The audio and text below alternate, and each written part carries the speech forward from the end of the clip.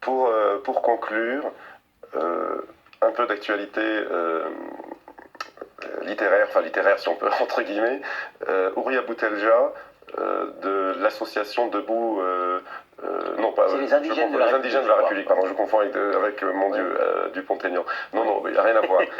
Les indigènes de la République vient de sortir un deuxième livre dans lequel elle prévoit enfermer les sionistes dans une sorte de goulag, d'un camp de rééducation. Oui.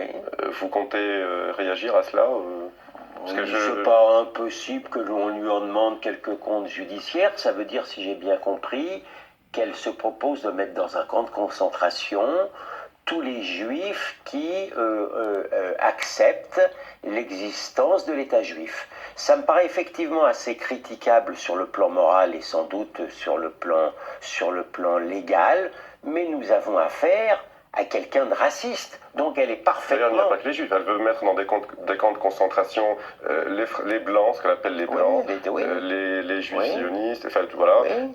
Bernard Anthony, président de la Griffe, est en train d'étudier avec ses avocats voir s'il porte plainte. Alors, mais vous savez, je pense que la seule question qu'il doit se poser, que je me pose moi-même, c'est vous avez des tribunaux qui réagissent à peu près comme les journaux.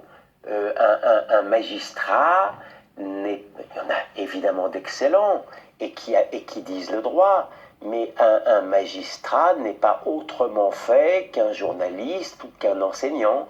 Donc je pense qu'il est possible que M. Bernard Anthony ne se pose pas beaucoup de questions sur le plan juridique, mais se pose beaucoup de questions sur le plan judiciaire. Absolument. Merci, Maître William Gonadel, d'avoir